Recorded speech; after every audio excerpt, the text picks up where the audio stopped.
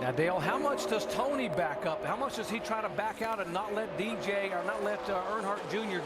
get away from him and get a run? Yeah, you got to be careful there, and that's a very fine line of backing out of the gas and knowing exactly where they're at. You want to bring them to your bumper, but you don't want to give them that opportunity to have that momentum and be able to go by you on the outside. And then it's not like you can just slam the throttle back down and it's going to take back off. It takes a little time to build that momentum back up.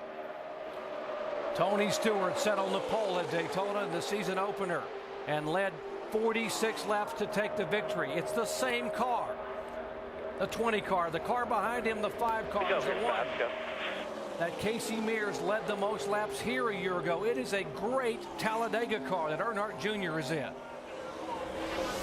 Okay, it's 5 laps to go, Dale. Is it too soon for Junior to make his move? Yeah, I'm still saying this is a last lap deal. If he can wait. Caution's out, debris, 3 and 3. 4 somewhere. Well, it's definitely going to be about last lap because we got a caution now. Caution number 8, debris coming off a car up in turn number 4. So the yellow flag will wait for the 8th time. There's a sizable piece of sheet metal, and you got to put the caution flag out because these cars come by and it whips up on the track. It could be in serious damage. That came down across the racetrack, and there's more up on the track there. So the caution out for the 8th time today. And this is the reason that NASCAR has that one opportunity rule to get your car fixed and up to speed, because they don't want this stuff to really fly off these cars and spoil the finish of a race like we kind of saw here. I mean, this race was really brewing, and then we had to throw a caution for this sheet metal on the racetrack. Well, this sort of sets up a bit of a deja vu from last year. Remember what happened? We had a yellow flag late in the race, and it looked like the guys up front were going to win it, but it was all about teamwork. A couple of Kevin Harvick cars. 33 was Tony Stewart. 77 was Bobby Labonte, and they used the draft together, and Bobby Labonte took the win. They came from 7th and 8th position on the final lap to take the win and sort of celebrated together in victory lane. If anybody had to go by me, I'm sure I would rather be you. Thank you, man. If Junior goes by, I don't see Tony going to victory lane to talk to him today. But you know he's going to be trying, though. Well, they are friends. Tony Stewart and Dale Earnhardt Jr. are friends off the track. And DJ, when does friendship go out the window here when the final laps of the race? Here in just a minute. As soon as they take the green flag and go across here, they're just going to have a very few laps to go. And it's going to be every man for themselves. People are up here talking. We talked about the spotters earlier. They're talking about who's going to go with whom. But you literally just have to go with wherever you feel like your car will run and wherever you feel like you have that air. I don't mean to bring up my success, but when I won my last race here, I was trying to follow Tony Stewart to get him to victory lane for his first Talladega win. That was my whole job. I didn't think that I was going to win the race. I wasn't in the position, but Tony made a move just as we took the white flag here, and he went to the bottom of the racetrack, and I couldn't get my car there. All of a sudden, the whole front is wide open, and I've got a car, Carl Edwards, pushing me, so I took that push and went on. So sometimes you get unexpected help from places that you don't even know it's coming from, and that's exactly what could happen here to give us a winner that we're not even thinking about right now. That's what you love about Talladega, folks. Coming up next, except on the West Coast, ABC's World News, or your local news over most of these ABC stations. Here's what you love about Talladega. It all comes down to one lap.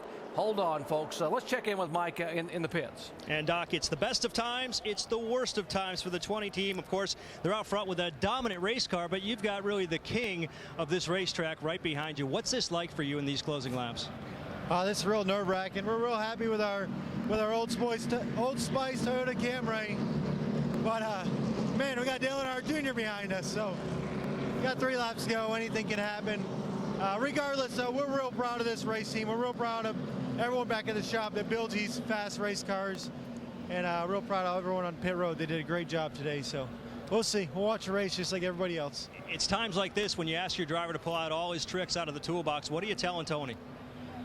I don't know. You got the 2 best running 1-2. You really can't tell them anything. They know what they're doing. You know Earnhardt's going to make a run at us, and Tony's just got to play defense. He knows that, so we'll see. It's going to be an exciting couple of laps, Doc. And Mike, over here in the 5 pit, Chad Walters, famous driver, runs second right now. Need to talk to him? If you need to talk to him, you talk to him. Okay. A couple of laps ago, we speculated it was too early to go. How long do you want him to wait?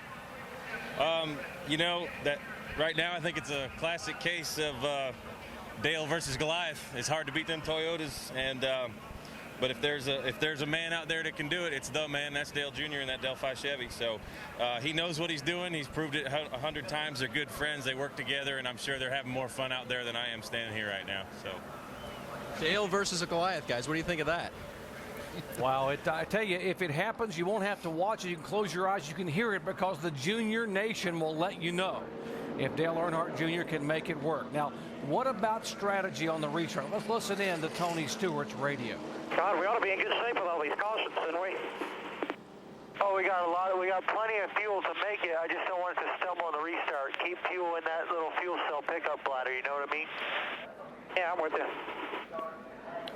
Well, this is not a green-white checker. This is the final 3 laps of the race. Tony Stewart trying to do something he's never done before. Win at Talladega. Dale Earnhardt Jr. trying to get his 7th career win. 5 in Cup, 1 in Nationwide at the world's fastest stock car facility here in Talladega, Alabama. And that's why these NASCAR fans are on their feet. They love it. They know what's about to happen, folks. Cinch up your seatbelts at home on the sofa. It's going to be a good one here in the final 3 laps. What they were talking about with Tony was to make sure that, you know, when he goes to hit the gas right here in just a second, that his carburetor responds and he can get a good run to start this. Green flag waves. Greg Biffle right glued to the rear of Dale Earnhardt Jr. How long do you wait? How long does Earnhardt Jr. wait, and where does he make that move? Yeah, I think now with this situation with the going back green, as soon as Junior can feel that push and get that opportunity, I think that he goes. So he's going to take the first opportunity, like you said, with that momentum. And you see these guys bump drafting down the straightaway. Entering turn 3, they will come out of turn 4. Remember, the start-finish line is all the way down in turn 1. As they come down this time, it will be the white flag. Tony Stewart now pulls him by 2 car lengths. Yeah, but normally Junior had been staying right on Tony's bumper, but he knows he's got to get back and get that help from behind to get that run at this point. And that's what he's done, is back off there a little bit to get Greg Biffle on his bumper to get that push. He should have enough momentum to get beside the 20 car by the time they get to the backstretch.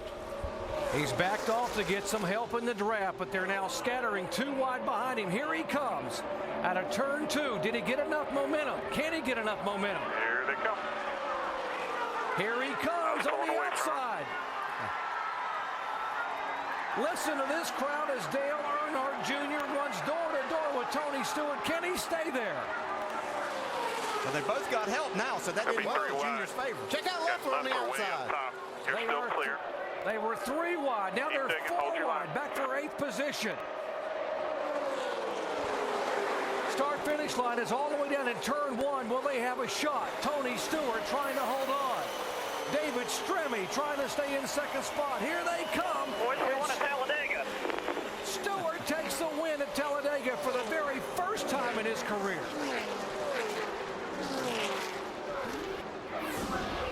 The ones that won us the race, it was the track position. You did it.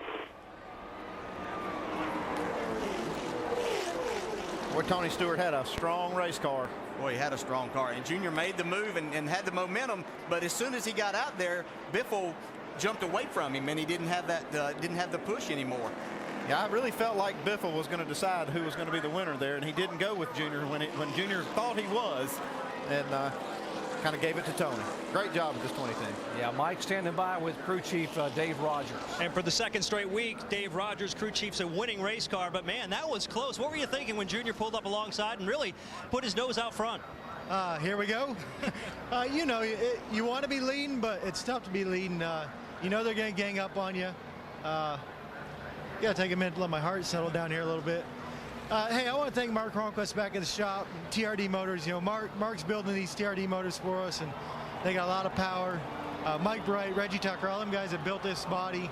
It was actually built for Talladega, and it was so fast we brought it to Daytona, and we've won both of them. So thanks to all the guys. It's a fast race car. That's why we're here.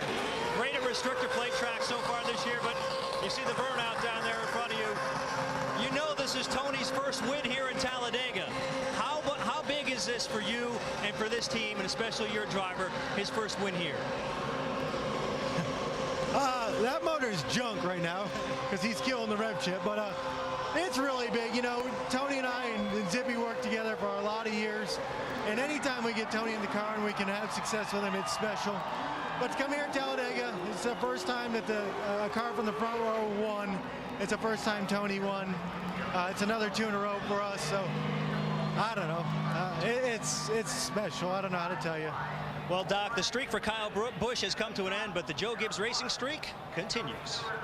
It took Tony Stewart 24 races, 18 in Cup, and now 6 in Nationwide Series competition to finally get a win at Talladega. You don't think he's enjoying that right now, waving at the fans, and the fans approve it because they realize Tony Stewart drove one heck of a race. He really did, Doc, and it was a great team effort. This is a great race team right here.